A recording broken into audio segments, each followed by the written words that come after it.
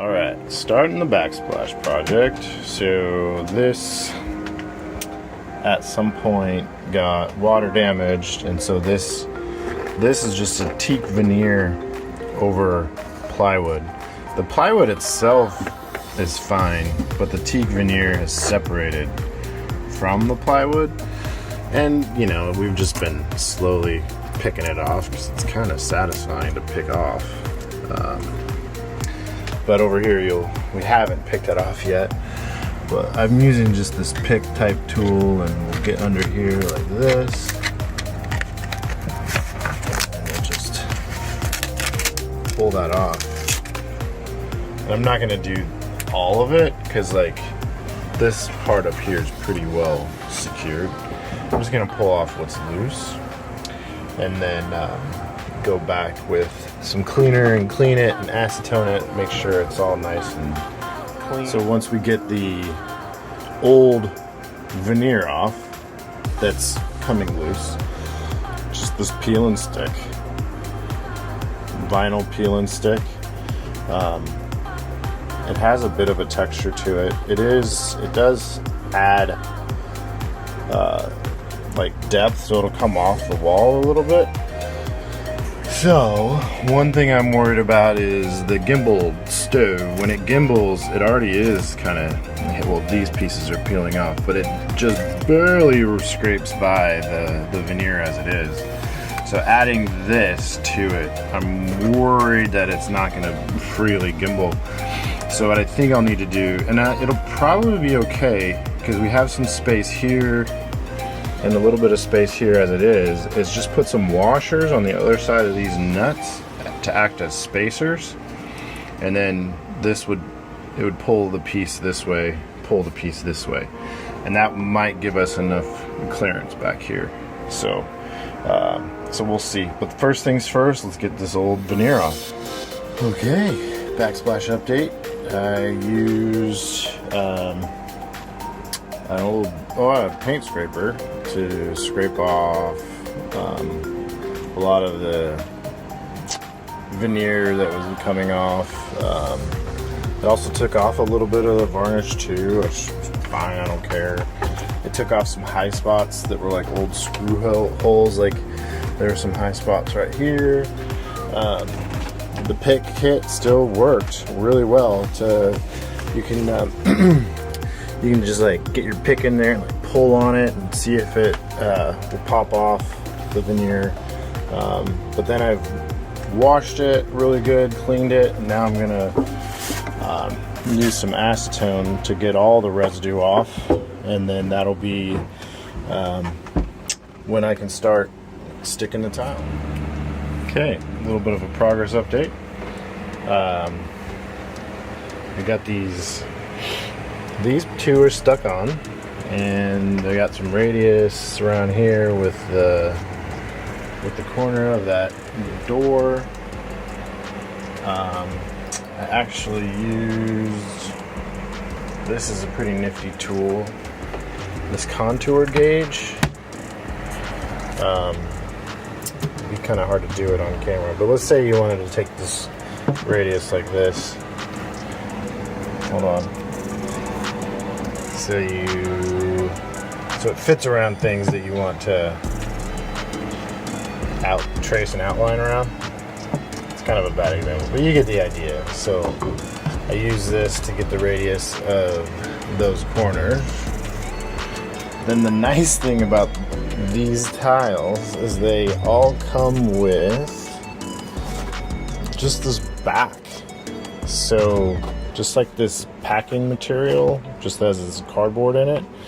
So what I've been doing is, before I cut the tile, I use the material to cut it to size, and then I'll take this over there, fit it up, and make any final cuts and adjustments that I need, and then I'll take this and put it on my tile and trace it out, and then I cut, and then I stick.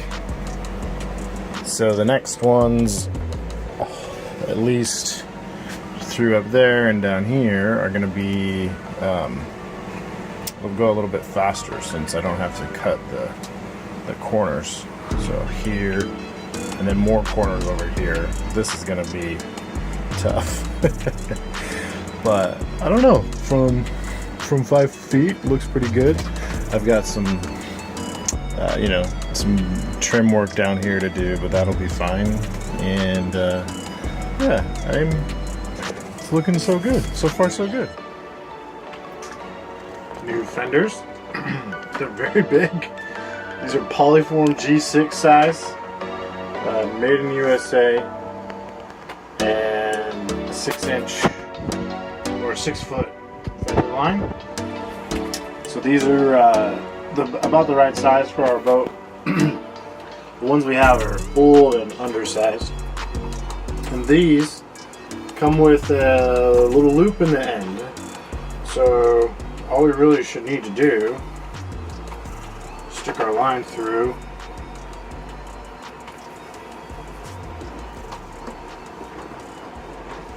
and then loop our loop through the line, or stick our line through the loop, pull on that, and there you go.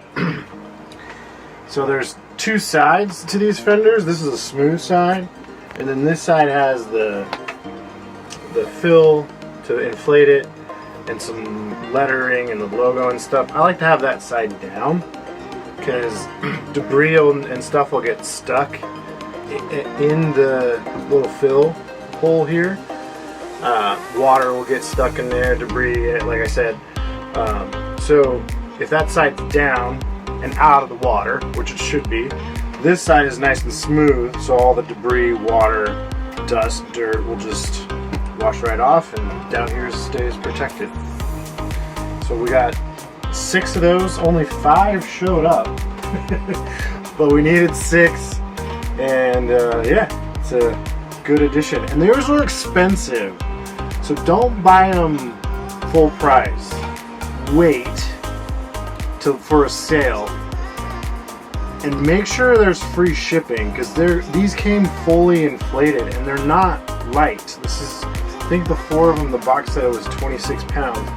So the shipping's expensive, and they're expensive. So wait till they're on sale and get free shipping before you buy. And I've been keeping my eye on the market for a while, and these just went on sale, and they did have free shipping. So it's worth the wait. Okay, so one more thing about the fenders. I like the ones that have the holes and the flange here on both sides. Some of them have the hole straight through the middle, but I think the hole on both sides just makes it a little more utilitarian.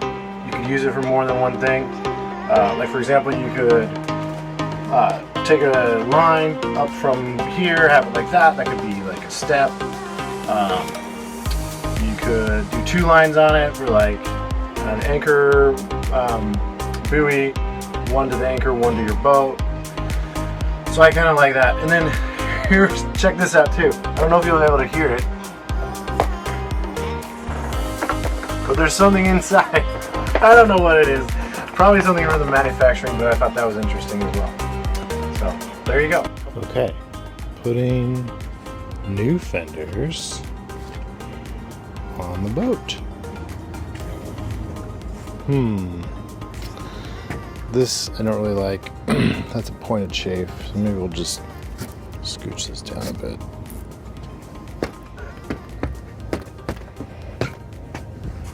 New fender, old fender, old fender,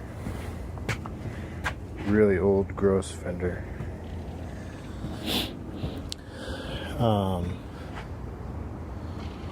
So we're gonna do three new ones on this side, and then those 2 new ones will go on the port side.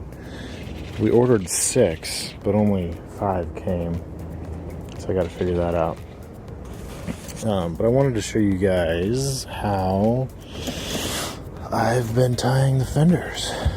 So we'll break this old one first so you can see it.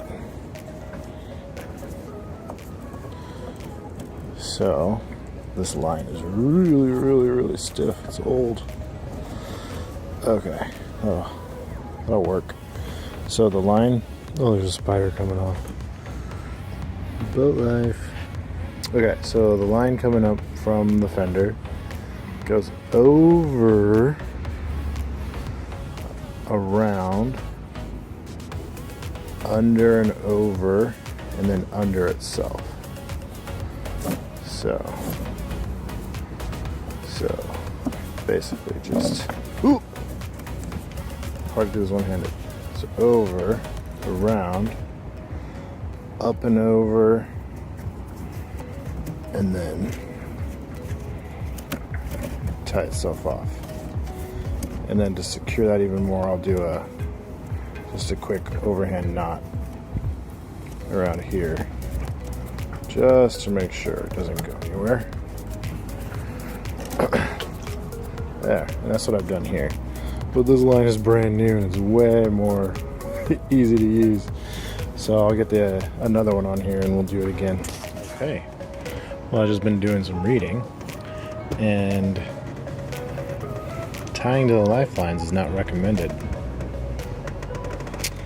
So someone in the forums that I was reading, not that I really participate in any, but up here to that grab rail, down to there, but we have a chafe point right here, which I don't really like.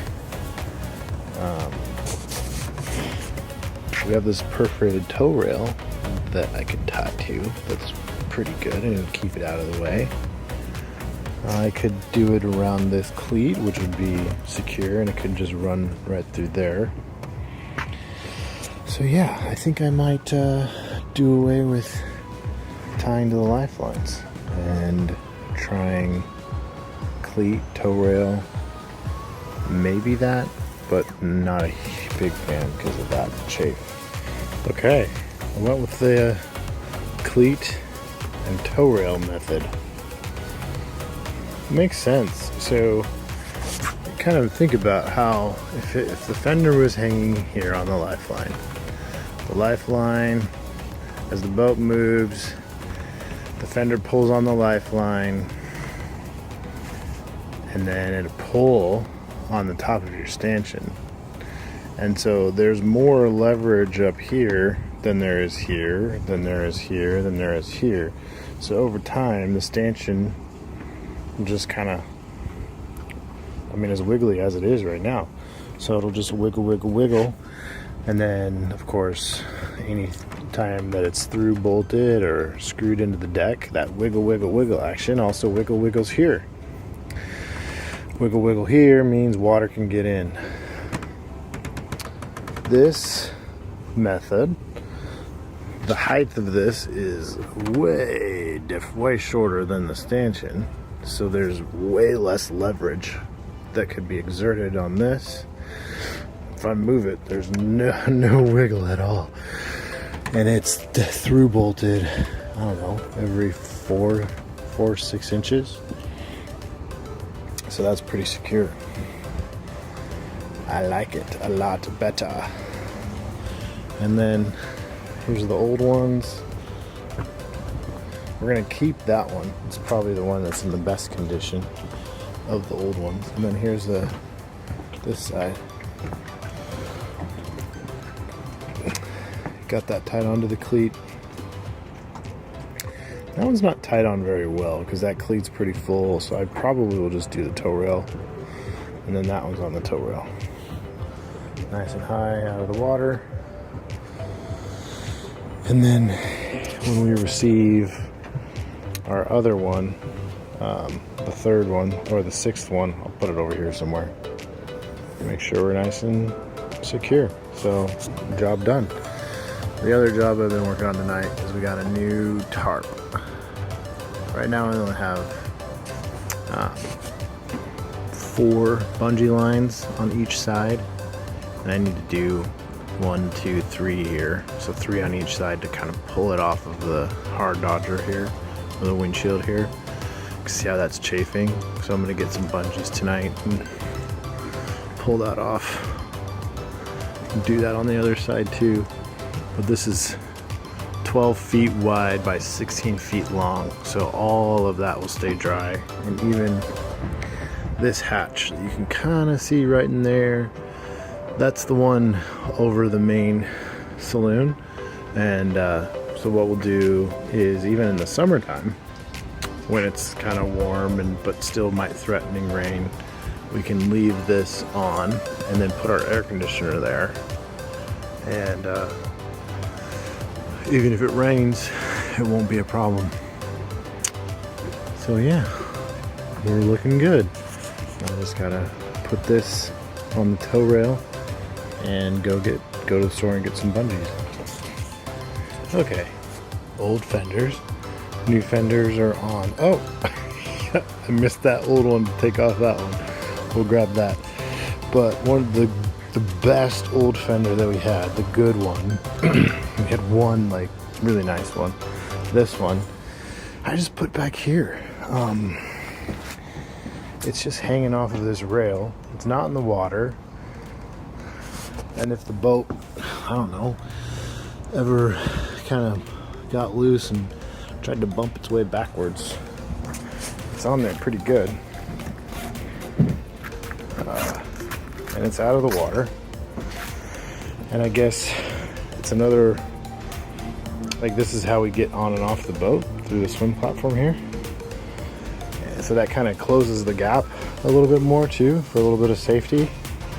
So yeah, kind of a win-win. I don't know if this will be necessary. I hope it won't be, but it's there just in case. All right, so galley backsplash project is complete. Man, it feels so good to have this done. Got it all the way around the whole entire backsplash here. And cleaned up the wood a little bit. I think it looks really good. It does. If you get too close, there are some details that I'm not super happy with, but we call this a pitching wedge. It looks good from 50 yards. I'm happy with it. So on to the next one.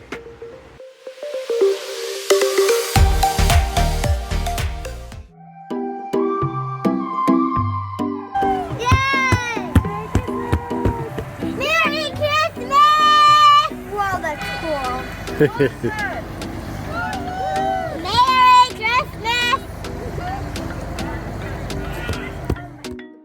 Please remember to like, subscribe, and hit that notification bell so you don't miss an episode.